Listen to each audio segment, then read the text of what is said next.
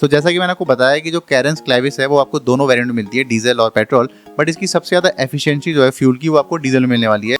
दोस्तों अगर आप इसका डीजल इंजन लेते हैं जो कि 6 स्पीड मैनुअल वर्जन है तो आपको बहुत ईजिली ये 19.5 का रेंज दे देगी, माइलेज दे देगी।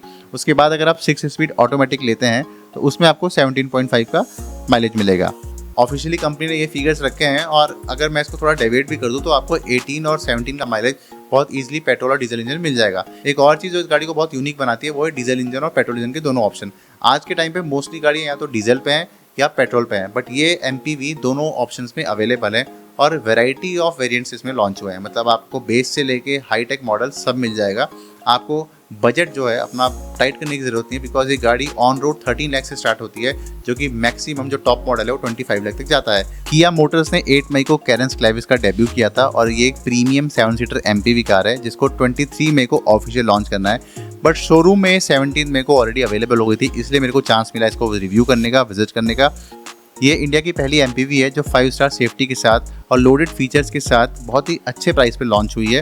जैसा कि मैंने आपको बताया कि जो इसकी प्राइस रेंज है वो आपको 13 लाख से लेके 25 लाख तक मिलेगी ऑन रोड।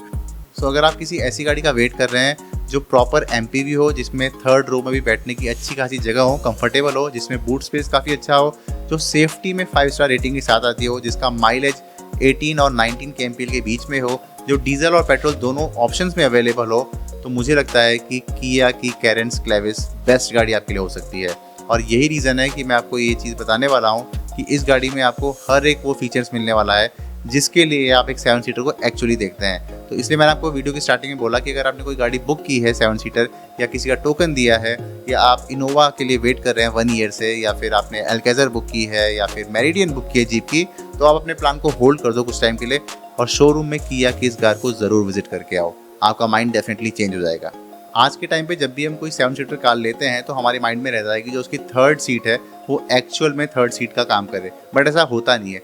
अगर आप अल्काज़र का एग्जांपल लें, वो एक परफेक्ट 7 सीटर कार है, उसमें अगर एक्चुअल में 6 to 7% बैठते हैं तो आप जो लगेज है उसको बिल्कुल नहीं रख पाते हैं, बिकॉज जो उसकी लास्ट रो है वो उतनी स्पेशियस नहीं है और जो बूट स्पेस है वो तो बिल्कुल ही जीरो है।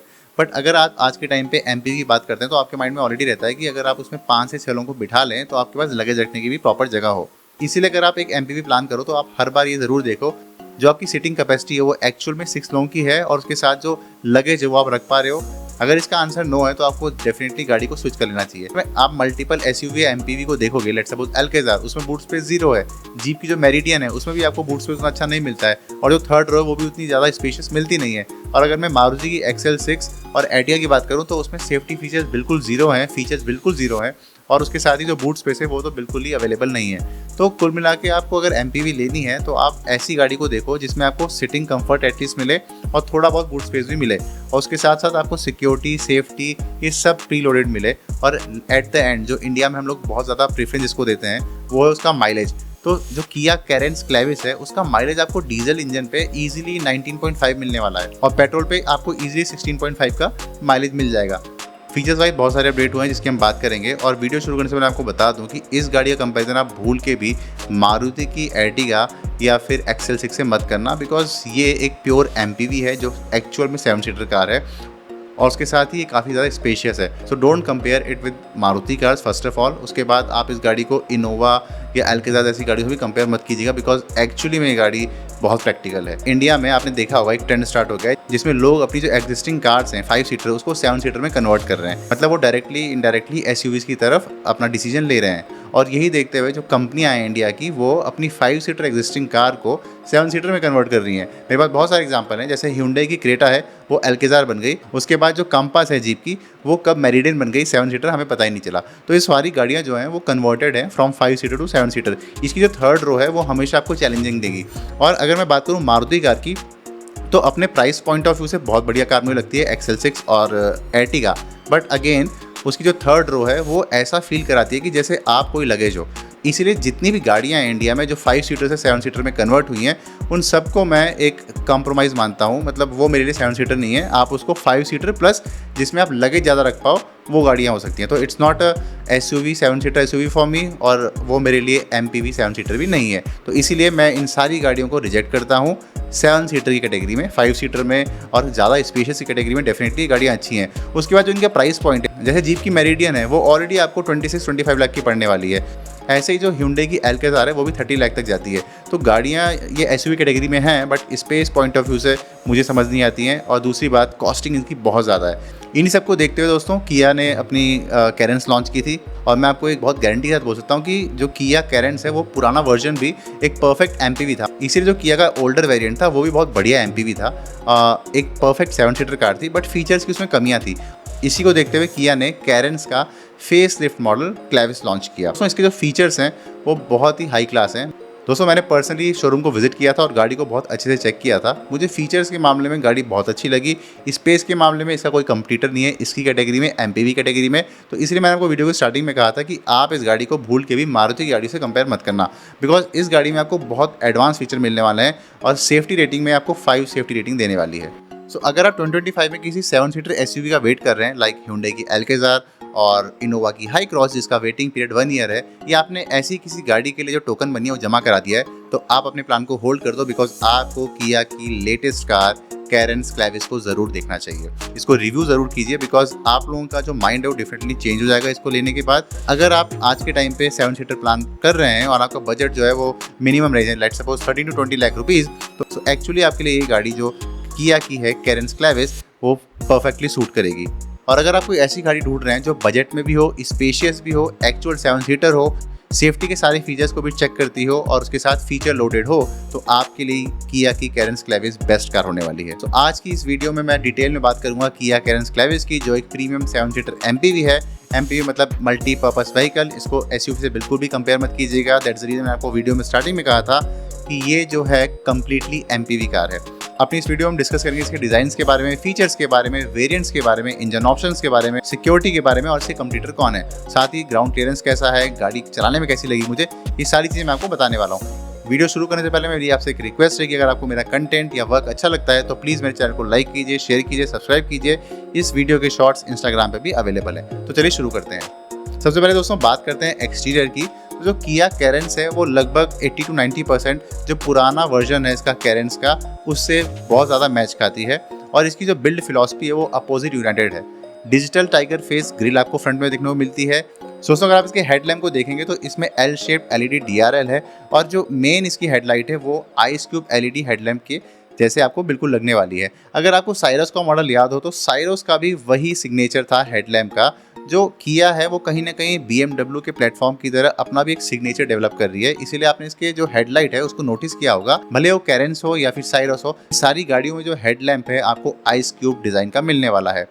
रियर एंड की तरह आपको कनेक्टेड LED मिल जाता है, और यही सेम पैटर्न मेरे को साइरस में भी दिखा था। तो जो लाइटनिंग फंक्शनैलिटी है इस कार की वो कंप्लीटली मैच हो रही है। मतलब हम कह सकते हैं जिस तरीके से ऑडी या BMW में सिग्नेचर होता है वैसे ही आपको किया की गाड़ियों में भी अब सिग्नेचर मिलने वाला है, ताकि दूर से कोई पहचान जाए कि गाड़ी ये किया की है। उसके साथ ही जो इसके टायर प्रोफाइल है वो 17 इंच के हैं टॉप मॉडल में। आपको लोअर मॉडल में 16 इंच का मिलेगा बेस वेरिएंट में, बट 17 इंच का जो टायर साइज़ है वो काफ़ी अच्छा होता है, बिकॉज ग्राउंड क्लियरेंस आपको काफ़ी अच्छा मिलता है। मतलब आप इसको एडवेंचर स्ट्रिप में भी यूज़ कर सकते हैं। और इसमें आपको ड्यूअल टोन अलॉय व्हील्स मिलेंगे जो टॉप वेरिएंट में काफ़ी अच्छे लुक और प्रीमियम फील देते हैं। तो अगर आप इस गाड़ी को फ्रंट से देखेंगे तो इसका जो डिज़ाइन और लुक है वो काफ़ी ज़्यादा अपीलिंग लगता है, बिकॉज इस तरह का डिज़ाइन इंडियन कार मार्केट में काफ़ी रेयर देखने को मिलता है। और किया ने साइरस के साथ काफ़ी एक्सपेरिमेंट किए थे, काफ़ी ज़्यादा इंप्रेसिव थे वो। उसी प्लेटफॉर्म पे उन्होंने कैरेंस क्लेविस को डिज़ाइन किया है। उसकी साइड प्रोफाइल देखिए, फ्रंट प्रोफाइल देखिए, रियर प्रोफाइल देखिए, काफ़ी ज़्यादा रिच लुक एंड फील इस गाड़ी में आपको मिलने वाला है। तो गाड़ी एक्सटीरियर से काफ़ी ज़्यादा अपीलिंग लगती है। जो इसका टायर साइज़ है वो 17 इंच का है टॉप मॉडल में। ऊपर से आपको सनरूफ मिल जाता है जो कि काफ़ी अपीलिंग है। पुरानी कैरेंस में ये मिसिंग था, बट न्यू कैरेंस में इन्होंने इसको इंक्लूड किया है। उसके साथ ही आपको सेफ्टी फीचर्स में भी 5 स्टार NCAP की रेटिंग मिल जाती है। अब अगर मैं इंटीरियर की बात करूँ तो इसमें आपको 12.25 इंच का डिजिटल इंस्ट्रूमेंट क्लस्टर और 12.25 इंच का टच स्क्रीन इंफोटेनमेंट सिस्टम मिल जाता है, जो कि काफ़ी हद तक मेरे को XUV 700 ओक से मिलता जुलता लगा। जो किया कनेक्ट फीचर्स है वो इस गाड़ी में भी आपको मिलते हैं, जैसे आपको किया की अदर गाड़ी में मिलते हैं। उसके साथ ही दोस्तों टॉप मॉडल में आपको dual pane panoramic sunroof, ventilated front seats और 64 कलर कॉम्बिनेशंस के साथ आपको एम्बिएंट लाइट के फीचर्स मिल जाते हैं, जिससे गाड़ी नाइट में काफ़ी ज़्यादा कूल लगती है। दोस्तों इस गाड़ी का म्यूजिक सिस्टम बहुत ही अपीलिंग लगा मेरे को, बिकॉज इसमें बोस के स्पीकर्स दिए हुए हैं जो कि काफ़ी ज़्यादा इफेक्टिव साउंड देते हैं। दोस्तों इंटीरियर में जो इसका ओवरऑल सेटअप है काफ़ी मुझे अपीलिंग लगा। उसके साथ ही जो AC वेंट्स है वो भी काफ़ी नए लुक और फील में दिए गए हैं। जो लेदर की फिनिशिंग है आपको साइड डोर में दिखेगी टॉप मॉडल में काफ़ी अच्छी है। बाकी जो कंट्रोलिंग है सब कुछ बिल्कुल टॉप नॉच है। मतलब गाड़ी में जब आप बैठेंगे तो आपको लगेगा नहीं कि आप किसी मिड सेगमेंट एमपीवी में बैठे हैं। बात करते हैं इंजन परफॉर्मेंस की, जो सबसे ज़्यादा इंपॉर्टेंट है। दोस्तों जब भी हम किसी गाड़ी को लेने का प्लान करते हैं हम उसमें सबसे पहले सेफ्टी को देखते हैं और इंजन परफॉर्मेंस को देखते हैं, जो कि बहुत इंपॉर्टेंट है। कि सारी चीज़ें लॉन्ग टर्म में हमें काफ़ी ज़्यादा प्रॉफिट देती हैं। अगर मैं सेफ्टी की बात करूँ तो जैसा मैंने आपको वीडियो के स्टार्टिंग में बताया कि ये 5 स्टार रेटिंग के साथ गाड़ी आती है और साइरस भी सेम प्लेटफॉर्म पे थी, वो भी सेफ्टी के नॉर्म्स में बेस्ट थी। तो आप इस गाड़ी पे कम्प्लीटली रिलाई कर सकते हैं। उसके साथ ही अगर मैं परफॉर्मेंस की बात करूँ तो इसमें पेट्रोल और डीजल दोनों के ऑप्शन मिल जाते हैं। और जो इसका माइलेज है दोस्तों वो काफ़ी ज़्यादा बेटर परफॉर्म करता है। आपको 18 kmph का माइलेज मिल जाता है। बट एक ट्रुथ ये भी है कि इंडिया में जो मिड रेंज की गाड़ियाँ आती हैं उसमें सेफ्टी का एक्सपेक्टेशन काफ़ी कम होता है। कंपनी सेफ्टी को सेकंड प्रायोरिटी करती हैं बिकॉज इंडिया में लोग माइलेज पे ज़्यादा फोकस करते हैं। किया कैरेंस ने अपनी लेटेस्ट कार में सेफ्टी के साथ साथ फीचर्स और माइलेज सबका ध्यान रखा है। Latest Kia Carens 3 engine option में अवेलेबल है। सबसे पहला 1.5 लीटर का नेचुरली एस्पिरेटेड पेट्रोल इंजन जो आपको 6 स्पीड मैनुअल ट्रांसमिशन के साथ मिलता है।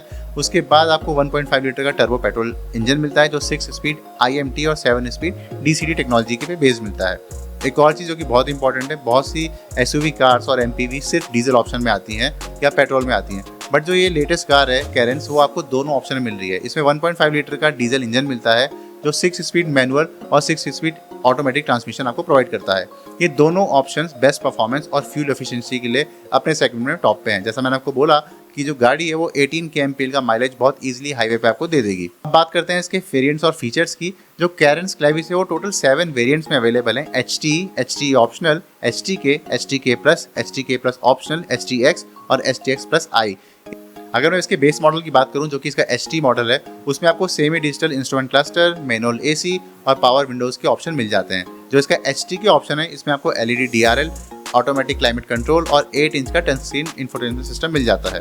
अगर मैं STK प्लस की बात करूं तो इसमें LED tail lights, cruise control और स्मार्ट के साथ साथ पुश स्टार्ट बटन का ऑप्शन मिल जाता है जिससे आप इंजन स्टार्ट कर सकते हैं। STX में आपको dual pane panoramic sunroof, 64 colour की एम्बिएंट लाइटनिंग और किया कनेक्ट के फीचर मिलते हैं।